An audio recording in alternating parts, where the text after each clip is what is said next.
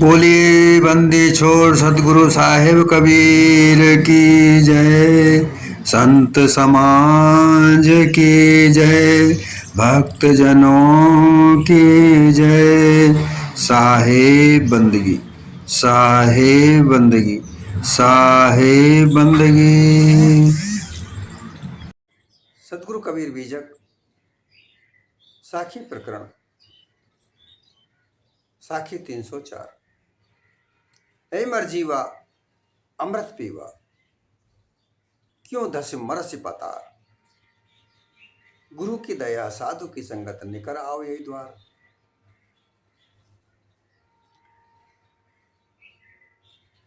सतगुरु कबीर बीजक की यह साखी मानव जीवन के लिए एक बहुत बड़ा उपदेश है। जैसा कि पिछली साखी में कहा कि ये जग तो जंगड़े गया, ये संसार भर के लोग धोखे में जी रहे हैं और इनका मानव जीवन धोखे में ही चला गया। इस बात को सतगुरु कबीर ने अपनी साखी में समझाया। यहां सतगुरु कबीर एक असल उपदेश देकर वो धोखे में से निकालने की बात कहते हैं। जैसा कि सारा संसार धोखे में है, धर्म के नाम पर, कर्म के नाम पर, मत पंथ संप्रदाय, कर्मकांड, उपासना कांड, ब्रह्म ज्ञान, काल संधि, झाई वाणी जाल, इस सब धोखा मानव जीवन में फैला हुआ है। गुरुआ प्रपंचियों ने खूब फैला करके रखा है। उनका खूब व्यापार में वो फंसे पड़े हैं और उसमें लोगों को गुमराह करके अपना व्यापार चलाते हैं, धन कमाते हैं और उन्हें किसी बात की कोई लेन देन नहीं है। बस उनका तो व्यापार चलता रहे, बस उन्हें ये लेन देन है और उन्हें मुक्ति मिलेगी या नहीं मिलेगी, मोक्ष मिलेगी नहीं मिलेगी, उनकी भ्रांतियां दूर होती हैं कि नहीं होती, उनका संशय दूर होता है कि नहीं होता, इनसे उन्हें कोई लेना देना नहीं। रोचक बातें, रोचक वाणियों को सुना सुना कर आकर्षित करके वे लोग केवल धन कमाने का साधन बनाए हुए हैं, इसके अलावा और कुछ नहीं। सतगुरु दया करके उस रास्ते को बताते हैं कि कहां से निकलना है, कैसे निकलना है, किस रास्ते से तुम्हें इनसे बचना है। ये चारों तरफ इन्होंने अपना जाल फंसा रखा है, जहां देखो जहां इनका जाल फंसा पड़ा है, निकलने का कोई मार्ग ही नहीं नजर आता। और ले दे के व्यक्ति भी लालची प्रवृत्ति के बने हुए हैं। इनके जाल में फंसने वाले लोग लालची प्रवृत्ति के फंसे पड़े रहते हैं, जो केवल इनके पास धन की इच्छा से जाते हैं, पुत्र की इच्छा से जाते हैं, ऐश्वर्य प्राप्त करने की इच्छा से जाते हैं, ऊंचा पद प्राप्त करने की जाते हैं, मान सम्मान प्राप्त करने की जाते हैं, जीत के लिए जाते हैं। तरह तरह की जीत है, कोई राजनीति जीत, कोई धन की जीत, कोई सामाजिक जीत। हर जगह एक लालच का प्रभाव फैला हुआ है धन को प्राप्त करने के लिए। उसी धन को प्राप्त करने के लिए लोग इनके चंगुलों में फंसते हैं। वो इन्हें दिलासा देते हैं, ये अपने चंगुलों में अपने स्वार्थ के लिए वहां फंसते हैं। मूल रूप से स्वार्थ दोनों तरफ है। उनका स्वार्थ है लोगों को उलझाने का, अपने चंगुलों में फंसाने का, और ये लोग उनके चंगुल में इसलिए फंसते हैं कि ये लालची हैं, इन्हें अपना लालच पूरा करना है, इनका अपना स्वार्थ पूरा करना है। दोनों तरफ स्वार्थ फंसा हुआ है। एक तरफ धन कमाने का स्वार्थ, दूसरा तरफ भी धन कमाने का स्वार्थ। मूल रूप से अधिक धन कमाने का स्वार्थ मानव जीवन में फैला हुआ है। एक तरफ तो धर्म कर्म के नाम से, उपासना के कर्म से, ब्रह्म ज्ञान के नाम से धन कमाने का धंधा चलता है, दूसरी तरफ धन प्राप्त करने के लिए, मान सम्मान प्राप्त करने के लिए ये ऐसे लोगों के पास जाते हैं। तो ये प्रपंच, ये पाखंड, ये छल हजारों साल से चला आ रहा है। सदगुरु कबीर के समय में भी ये ऐसा ही प्रपंच चलता था। सदगुरु के पास उन्होंने जो सबको चेताया, हिंदू, मुस्लिम, ईसाई, फारसी, सबसे उन्होंने कहा, सबको समझाया। जब समझाया, जाल बताया, पाखंड की रचना बताई, लोगों ने कहा हम क्या करें? तो उन्होंने कहा कि हे मरजीवा, अमृत पीवा। मरजीवा मर मर के जीने वाला। अब मर मर के जीने वाला का तात्पर्य है कि क्षण क्षण व्यक्ति मरता है। ऐसे विचार करता है जो क्षण क्षण मरती है, तरह तरह के विचार पैदा करता है, इच्छाएं जगाता है। यह इच्छा जैसे ही सुबह नींद खुलती है, अपने शैया पे से नीचे उतरता है, उतरते ही उसकी इच्छाएं जागृत होने लगती हैं, जन्म लेने लगती हैं, और धीरे धीरे जन्म लेती हैं, मरती हैं, जन्म लेती हैं, मरती हैं। संध्या होते होते कितनी ही इच्छाएं मर जाती हैं, जन्मती हैं, मरती हैं, और इसी को जन्म मरण कहा गया है। इस बात को समझने का प्रयास करें कि जीव का जन्म मरण नहीं होता। ये सभी शास्त्र एक साथ कहते हैं। जन्म मरण होता है तो इच्छाओं का होता है। तो प्रातःकाल से जन्म लेना शुरू होती हैं, और शाम तक जब सैया पर वापस सोने जाता है, नींद आ जाती है, तो सारी इच्छाएं मर जाती हैं। ये जन्म मरण है। मर मर कर जीता है। ये मनुष्य दिन में कितनी बार मरता है, कितनी बार जीता है। कोई बाजी हाथ में से निकल जाती है तो मर जाता है, कोई बाजी हाथ में से आ जाती है, जीत जाता है तो एकदम जीत जाता है। हार जीत, यही मरना जीना। जिसके लिए कितनी भी जीवट कार्य करता है, दुस्साहस करता है, समुद्र में कूद कर गहराई में जाकर मोती निकाल कर लाता है, कई कई ऐसे दुस्साहस कार्य करता है जिसमें मृत्यु होने का भी शंका होती है। क्यों? धन कमाना है, इसके लिए कई बार मरता है। पर यह छल कपट का मार्ग उसे छूटता नहीं, मर मर कर जीता है। सतगुरु कबीर कहते हैं, हे मर मर कर जीने वाले मानव, तू तो अमर है। तू कभी मरता नहीं है, लेकिन तू मरने जीने का कार्य क्यों करता है? क्यों छल कपट पाखंड में लोगों को उलझाता है, उलझता है? तू अमृत पी। हे मरजीवा, अमृत पी। अमृत क्यों नहीं पीता है? क्यों 10 मरसी पतार? अपने विचारों की नीचाई में जाकर क्यों दबता है? विचारों की ऊंचाई क्या है? सत्य को परख कर उसके आधार पर अपने जीवन को बनाना। सत्य और असत्य को परखे, और जो सत्य है उस पर अटल हो जाए। ज्ञान शिला की उच्च शिला पर, ज्ञान शिखर की उच्च शिला पर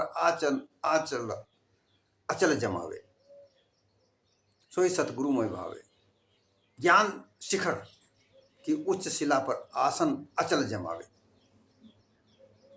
अर्थात ज्ञान का तात्पर्य होता है जानकारियां, तरह तरह की जानकारियां, योग की जानकारियां, ब्रह्म ज्ञान की जानकारियां, भक्ति की जानकारियां, ईश्वर की जानकारियां, इस संसार की जानकारियां, विद्या, तरह तरह की विद्याएं, उनकी जानकारियां, ये सब ज्ञान है। इन ज्ञान को पैदा करके, सीख करके, पुस्तकों के द्वारा पढ़कर, गुरुजनों के द्वारा सीख कर, उनका अनुभव अपने हृदय में जमाए।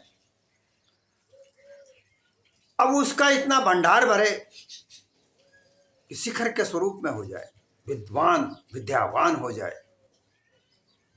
विद्वान एक विद्वान होता है जिसे बहुत सारा ज्ञान होता है, उसके हृदय में ज्ञान होता है, और एक विद्यावान होता है जो कितनी ही विद्याओं का ज्ञान रखता है, उसके पास एक ही तरह का ज्ञान नहीं होता। ये 14 विद्याएं कही जाती हैं, उन 14 विद्याओं का ज्ञान उसके पास संपूर्ण होता है, वो विद्यावान होता है। एक बुद्धिमान होता है जो अपनी बुद्धि को ज्ञान के आधार पर चलाता है। ये 3 श्रेणी के व्यक्तियों से सर्वोच्च विवेकशील व्यक्ति होता है। विद्यावान, ज्ञानवान का शिखर होता है उसको ऊपर, उससे सर्वोच्च जो विवेक है वह उस शिखर पर अचल शिला है, वह उस पर अटल होता है। वह विवेकशील व्यक्ति अपने ज्ञान को, अपने विद्या को उस विवेक के साथ में, विवेक के द्वारा सत्य और असत्य को परखता है, जांचता है, और सत्य क्या है वो उसका सार जानता है, और असार को वह त्याग देता है, और उस ऊंचाई पर वो बैठता है जहां वो समझता है कि मैं अमर हूं, अविनाशी हूं, अचल हूं, अटल हूं, मेरा जन्म मरण नहीं होता, मैं ज्ञाना स्वरूप हूं, ज्ञान कारक हूं, बोध स्वरूप हूं। ऐसा जान जावे वो अमृत व्यक्ति, वह अमर है। अपने अमरत्व को जान जाए कि जीव कभी मरता नहीं, ये अमर अवस्था है, एक रस है, ऐसा भेद जब समझ जाए वह अमृत पीना होता है। जब इस अमृत स्वरूप को जान जाए जीव, अपने आप को जान जाए, तो फिर कहाँ रोज रोज मरने का, दिन में कई कई बार मरकर जीने का सवाल पैदा होता है। फिर वह कार्य, जो भी कार्य करता है, उस कार्य को निमित्त मात्र कर लिए करता है, अपना परोपकार समझ कर करता है, अपना जिम्मेदारी समझकर काम करता है। और जब तक इस स्थिति को प्राप्त न करे, विवेकशील न हो, तब तक उस कार्य को बोझ समझकर कार्य करता है, परेशान होकर कार्य करता है। कई कई लोग ऐसे देखे जाते हैं कि जो अपने कार्य को बोझ समझकर कार्य करते हैं, जो नौकरी करते हैं, सैनिक हैं, जिम्मेदारी पर काम करते हैं, वो बड़े परेशान होते हैं, कहाँ फंस गए, क्या करें, क्योंकि उस कार्य की समस्याएं उनके समक्ष आती हैं। लेकिन जो विवेकशील होते हैं, वो विवेकशील व्यक्ति अपने उस कर्तव्य को समझकर उस कार्य को करते हैं, जहां किसी प्रकार का उनको कोई भेद नजर नहीं आता। और जो भेद रखते हैं वो रिश्वतखोरी के जंजाल में फंस जाते हैं। वो रिश्वतखोरी का जंजाल उनके समक्ष हमेशा बना रहता है, भय बना रहता है, कभी किसी जंजाल को, कोई मेरा रिश्वतखोरी का कोई कांड खुल गया तो मेरा बुरा हाल होगा, इस जंजाल में वो हमेशा पड़ा रहता है। वे मरना इसी को कहते हैं। वो जीकर, जीवित होकर नहीं जीता, मरकर जीता है। तो ये विचारों की ऊंचाई और नीचाई, जो नीचाई है वही पाताल है। अपने विचारों को जितना नीचा ले जाओगे उतना नीचा ले जा सकते हो। अज्ञान की भी बहुत गहराइयां हैं। अज्ञान की गहराई में चले जाओगे, जड़त्व को प्राप्त कर जाओगे, बिल्कुल जड़ बुद्धि हो जाओगे, जहां तुम्हारी इंद्रियां तक काम नहीं कर सकती, और फिर व्याकुल हो जाओगे किसी चीज को प्राप्त करने के लिए। तुम्हारा विचार कितना निम्न स्तर का हो गया ये तुम्हें पता नहीं, और अपने आप को बुद्धिमान घोषित करने का प्रयास करोगे। क्यों ऐसे विचारों को नीचा करते हो? मरसी क्यों दस मरसी पातार, अरे पातार, उस निम्न स्तर के जीवन में क्यों जाते हो? निम्न स्तर का जीवन का तात्पर्य धन से नहीं, ऐश्वर्य से नहीं। जहां उच्च विचार होते हैं वहां धन धान्य की किसी प्रकार की कोई कमी नजर नहीं आती, परिपूर्णता नजर आती है। परंतु लोगों के दिल में, हृदय में संतोष तो है ही नहीं। तो चाहे वो कितना ही धन कमा लें, उन्हें तो कमी तो नजर आएगी। कभी 1000 कमाने की इच्छा रखता है, फिर 1000 कमा लिया तो लाख कमाने की इच्छा रखता है, लाख कमा लिया तो करोड़ कमाने की इच्छा रखता है। धन कमाने की इच्छा उसकी कभी कमी नहीं होती। लोग कहते हैं साहब धन तो कमाना पड़ेगा, कमाना पड़ेगा, धन के बगैर कुछ काम नहीं होता। ये बुरी बात भी नहीं है। बुरी बात यह है कि धन के प्रति लालच कितना रखते हो। धन के प्रति लालच रखोगे तो तुम अपने विचारों में नीचे चले जाओगे, क्योंकि जहां धन कमाने की बात आती है फिर वहां कोई दूसरा विचार आता ही नहीं। फिर वहां निम्न से निम्न स्तर भी हो जाए विचारों का, उसे कोई परवाह नहीं होती। परवाह कब होती है कि वह धन उनके कभी काम नहीं आता। खूब सारा धन कमाया, देश छूटने का अवसर आया, लड़के आकर खड़े हो गए, स्त्री खड़ी हो गई, ये धन तुम्हारे मरने के बाद ये धन का क्या होगा, हमें अभी दे दो। जो स्त्री जिस स्त्री के साथ पूरा जीवन अपनी अर्धांगिनी को समझकर काटा, वही स्त्री कहती है कि ये धन तुम इन पुत्रों को दे दो, मर जाओगे तो ये धन का क्या होगा, हम बैंकों के चक्कर काटते रहेंगे, हमारा ये परेशानी होगी, हमारी वो परेशानी होगी, अभी ही इनके नाम से कर दो। ये संपत्ति का क्या होगा, कहाँ कहाँ कितनी कितनी संपत्ति हमें पता तक नहीं है, हमें लिख कर दे दो। तब वह व्यक्ति समझता है कि जो ये अर्धांगिनी मेरी इस बात को कहती है, जिसने मेरे साथ जन्म मरण का कसमें खाई थी, आज ये अपने पुत्रों के समक्ष इस बात को कहती है, तब समझ में आता है। तब वो कहता है कि मैंने ये क्या किया, इससे भला जीवन तो वह है जो धन तो कमाए लेकिन अपने जीवन में काम आ जाए, भूखा रहने की स्थिति ना हो, अभाव ना हो।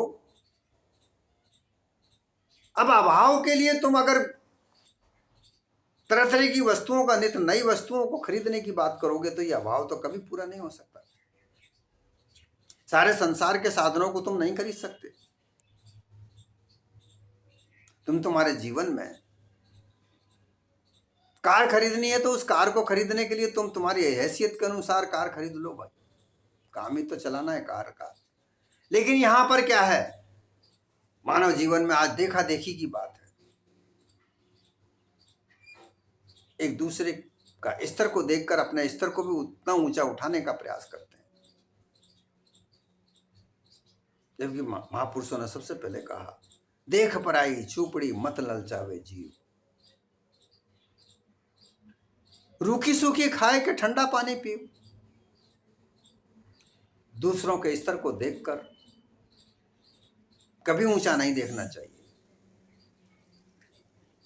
तुम अपने से नीचे स्तर वालों को देखो कि कितने अभाव में लोग जी रहे हैं, तुम्हारे पास तो उनसे ज्यादा स्तर है। लेकिन ऐसे लोग भी हैं, ऐसे निश्चय स्तर के भी हैं जिनको शाम को खाना मिलता है तो सुबह नहीं मिलता, सुबह मिलता है तो शाम को नहीं मिलता।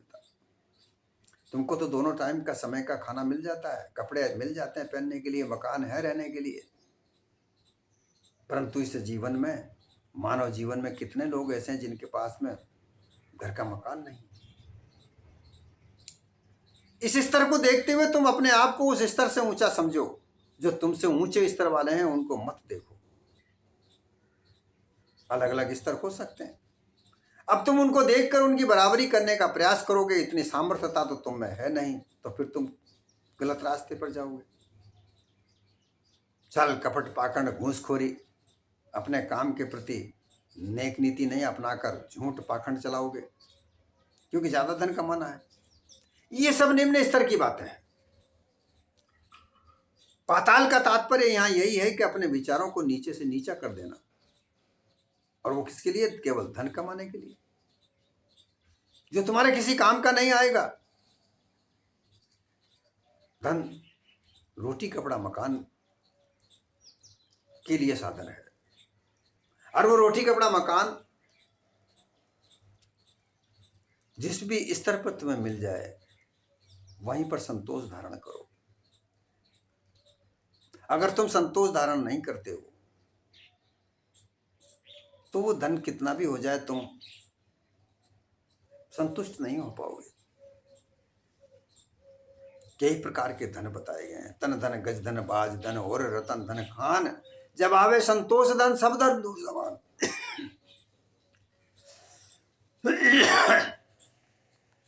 जब संतोष धन आता है तो सारे धन धूर के समान माने जाते हैं। तन धन, ये हमारा शरीर, ये भी धन के रूप में है, ये साधन है हमारा। जब तक ये तन सुख समृद्धि लिए हुए है, इसमें निरोगी काया है, तब तक तुम खूब धन कमाने का प्रयास कर सकते हो, पुरुषार्थ कर सकते हो। गज धन अर्थात तुम्हारे पास में साधन है। गज धन का तात्पर्य ये होता है कि कोई घोड़े रखता था इधर उधर जाने के लिए, कोई रथ बनाता था, कोई हाथी पर चलता था। आज के जमाने में वो साधन कारें हो गई, और कारें महंगी से महंगी कारें। बाज धन, गाजे बाजों के साथ जाते हो, जहां भी जाते हो जहां गाजे बाजे के साथ तुम्हारा हुजूम तुम्हारे साथ चलता है, फौज पलटन तुम्हारे साथ जाती है। और रतन धन खान, कई तरह के रतन तुम्हारे पास हैं, रुपया, सोना चांदी, हीरे जवाहरात, ये सब तुम्हारे पास है। परंतु ये सब प्राप्त करने के बाद भी तो अगर तुम्हारे पास संतोष नहीं है तो ये सब धूरी के बराबर है। जब संतोष आ जाता है तो फिर ये धूर के बराबर समझे जाते हैं। परम धनम संतोष धन, सबसे परम धन है, सबसे बड़ा धन है वो संतोष है। और जब तक ये संतोष धन प्राप्त नहीं होता तब तक किसी प्रकार के धन से संतुष्टि प्राप्त नहीं होती। और इसके लिए, संतुष्टि प्राप्त करने के लिए, अपने स्वार्थ को सिद्ध करने के लिए अपने विचारों से नीचे गिरते जा रहे हो। हे मरजीवा, क्यों मर मर के जीता है? अमृत पी, तू अपने अमृतत्व को जान, तू अमर अविनाशी। ये धन सुख संपत्ति से तू अलग, इनका निर्माण करने वाला, क्यों अपने इस विचारों से नीचे गिरता जा रहा है? क्यों छल कपट पाखंड से धर्म कर्म उपासना ब्रह्म ज्ञान इनको रच रच कर तो अपना व्यापार चलाता है? झूठ के व्यापार पर चलाकर तू धन कमाता है। इससे तुझे कभी संतुष्टि मिलेगी क्या? इससे तू उच्च विचार प्राप्त कर पाएगा क्या? नहीं कर पाएगा। क्यों पाताल में जाता है? ऊंचे विचार को प्राप्त कर, साधारण जीवन व्यतीत कर। और ये कैसे प्राप्त होगा? गुरु की दया साधु की संगत, निकर आव यही द्वार। सत्संग द्वार बताया गया है मोक्ष प्राप्त करने का, भ्रांति मिटने का, संशय मिटने का। क्योंकि सत्संग में सद्गुरु प्राप्त होते हैं, साधुओं की संगत मिलती है। उन साधुओं की संगत में कोई तुम्हारा गुरु मिलता है। क्योंकि जब सत्संग में प्रथम बार जाते हो तो तुम्हारा वहां गुरु नहीं होता, सब साधु सन्यासी वहां होते हैं। पार की संगत जब तुम्हें मिल जाए तो वहां पार की साधुओं के साथ संगत करो, अपनी शंका समाधान वहां रखो, संशय मिटाओ, दुर्मति मिटाओ। और उन साधुओं में से, जो पार की साधु, उनमें से जो तुम्हें जच जाए कि ये मैं गुरु बनाना चाहता हूं, उसे गुरु बना लो। तो उसकी दया जब तुम्हारे ऊपर हो जाएगी तो परिपूर्ण रूप से तुम्हारे संशय को मेट देंगे। वो तुम्हें रहनी गहनी सिखा देंगे, और उस रहनी गहनी को सीख कर तुम अपने निज रूप में स्थित हो जाओगे। जब निज रूप में स्थित हो जाओगे वहां फिर और किसी अन्य वस्तु को प्राप्त करने की आवश्यकता नहीं रह जाती। तुम अपने अमृतत्व में अमर अविनाशी होकर अटल अचल पद को प्राप्त करके वहां स्थिर हो जाओगे। अचल हो जाओगे, अटल हो जाओगे, अविनाशी बन जाओगे। फिर वहां मर मर कर जीने की स्थिति तुम्हारी समाप्त हो जाएगी। क्योंकि साधु संगत से ही सत्संग होती है, और इस सत्संग में सत्य और असत्य का निर्णय होता है। गुरु दया करके तुम्हें सत्य और असत्य का निर्णय बताएंगे, क्योंकि गुरु के बिना कोई सत्य असत्य का निर्णय तुम्हें नहीं बता सकता। साधु की संगत में गुरु मिलते हैं, और वो गुरु सत्य और असत्य का निर्णय करेंगे। एक एक वस्तु का संशय तुम्हें मिटाएंगे, परंतु सत्संग तो करनी होगी। तुम मत्संग में पड़े हुए हो, तुम्हारा जीवन मत्संग में चला गया, जा रहा है। अभी भी समय है, जो कुछ समय बचा है उसे सत्संग में लगा लो, तो उस सत्संग के आधार पर तुम्हें मोक्ष का द्वार प्राप्त हो जाएगा। यह चौथा पदार्थ होता है जिसको प्राप्त करने की कोई सोचता नहीं है। तीनों पदार्थों को प्राप्त करने में पूरा जीवन व्यतीत हो जाता है, लेकिन मोक्ष प्राप्त करने के लिए जाओगे तो कहां? उन गुरुआ प्रपंचियों के पास जाते हो, जो तुम्हें मरने के बाद मोक्ष देने की दिलासा देते हैं। मिथ्या वाणियों के द्वारा रोचकता के साथ तुम्हें अनुमान कल्पना में ढकेल देते हैं। जहां न मुक्ति है न मोक्ष है, यहां सदगुरु कबीर समझाते हैं, मुक्ति को नहीं, मुक्ति को कोई नाम नहीं, नहीं बस्यो कोई गांव, बहुबंधन से छूट वो यही मुक्ति को नाम।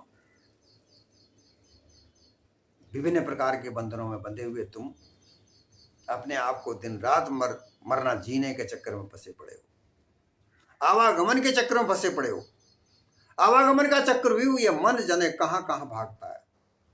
तुम बैठे यहां हो, मन कहीं और भाग रहा है, यह आवागमन है।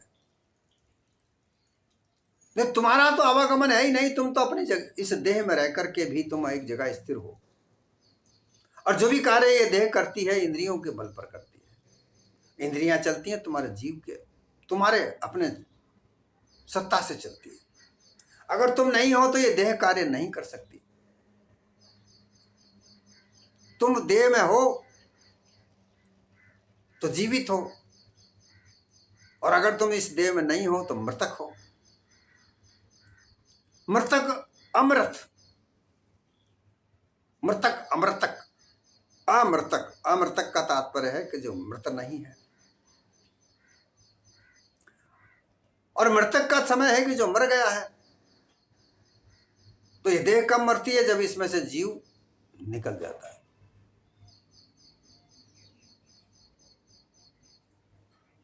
अमर वही अमृत है। अमृत नाम की किसी प्रकार की कोई बूटी या कोई रसायन नहीं है। अमर अविनाशी पद को जानने वाला, जनाने वाला, जो अमर अविनाशी जटी जो जड़ी कही जाती है, वो ज्ञान है, पारख बोध है, वो गुरु के पास है। गुरु पे अमर जड़ी अनमोल, पीने से रोग मिटते हैं। जो आदि अनादि की उपाधियां जो तुम्हारे साथ लगी हुई हैं, संशय की, दुर्मतियों की, वो दुर्मति, वो संशय गुरु की अमर जड़ी खाने से, पीने से मिलता, रोग मिट जाते हैं। अमर जड़ी का तात्पर्य है वह बोध जिससे तुम अपने अमरत्व को प्राप्त कर लो, कि तुम अमर हो, अविनाशी हो। उस तत्व को प्राप्त कर लो, उस जानकारी को प्राप्त कर लो कि तुम कभी नहीं मरते, तुम्हारा जन्म मरण नहीं होता, तुम अमर अविनाशी हो। यह जानकारी प्राप्त करना ही वो अमर जड़ी का तात्पर्य है। और ये कहाँ मिलती है? सदगुरु के पास मिलती है। सदगुरु दया करके वो जड़ी तुम्हें देते हैं। वो कब मिलेगी? कि तब जब तुम साधु की संगत करोगे, उन साधुओं में से कोई तुम्हारा गुरु बनेगा। वैसे संत और गुरु में कोई अंतर नहीं है, सभी गुरु के समान होते हैं, परंतु एक गुरु बना लिया जाता है, नाम जिससे लिया जाता है वो तुम्हारा गुरु है। अन्य तो साधु संत हैं, वह भी गुरु के बराबर ही है, उनमें कभी भेद नहीं समझना चाहिए। बहुत से लोग ऐसे हैं कि अपने गुरु की तो सेवा करते हैं, कोई संत आ जाए तो उसकी सेवा नहीं करते। नहीं, गुरु संत में कोई अंतर नहीं होता। सतगुरु का घर संतो माई, संत गुरु में अंतर नहीं, ये साहिब कबीर ने कहा। ऐसा कोई अंतर उनमें नहीं होता है। तो इसलिए साधु की संगत, गुरु की दया से मोक्ष के द्वार पर निकल आओ। द्वार कौन सा? मोक्ष का द्वार पर निकल आओ, तो तुम्हारी सारी संशय मिट जाएगी, सारी दुर्मति मिट जाएगी।